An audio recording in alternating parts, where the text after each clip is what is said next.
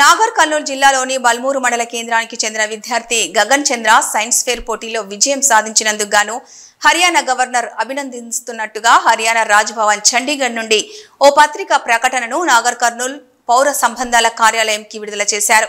నాగర్ కర్నూలు జిల్లాలోని బల్మూరు మండల కేంద్రానికి చెందిన గగన్ చంద్ర 14 సంవత్సరాల చిన్న వయసు గల విద్యార్థి మారుతున్న కాల పరిణామాల దృష్ట్యా అవసరమైనప్పుడు సౌరశక్తి, బ్యాటరీ మరియు పెట్రోల్తో నడపగల హైబ్రిడ్ 3-in-1 సైకిల్ ని రూపొందించి జాతీయ స్థాయి సైన్స్ ఫేర్ లో గుర్తింపు పొందడంపై హర్యానా గవర్నర్ బండారు దత్తాత్రేయ టెలిఫోన్ ద్వారా మాట్లాడి విద్యార్థిని అభినందించారు.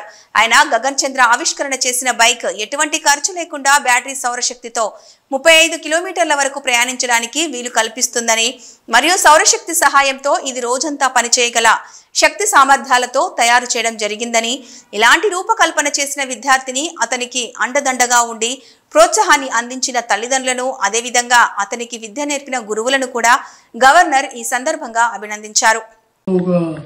గ్రామంలో బల్మూరు అనే గ్రామం నుంచి వచ్చి ఇంత మంచి విజ్ఞానంలో, సైన్స్లో ఒక బ్యాటరీ తోటి 35 కిలోమీటర్లు నడిచేటువంటి సోలార్ పవర్ తోటి కనుగొన్నందుకు నీకు చాలా చాలా ధన్యవాదాలు.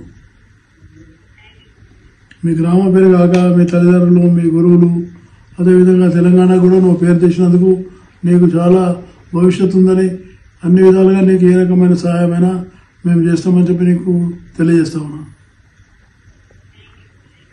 బాగా చదువుకొని ఇంకా మంచి పేరు తెచ్చుకొని మన దేశానికి, తెలంగాణకి మంచి పేరు తేవాలి.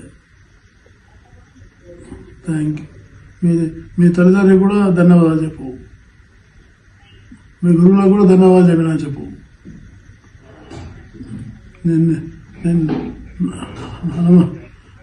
నమస్తే నమస్తే. చాలా థ్యాంక్స్. మీ అబ్బాయి చాలా మంచి పని చేసాడు, గొప్ప పని, చాలా మంచి పని చేసాడు. మీరు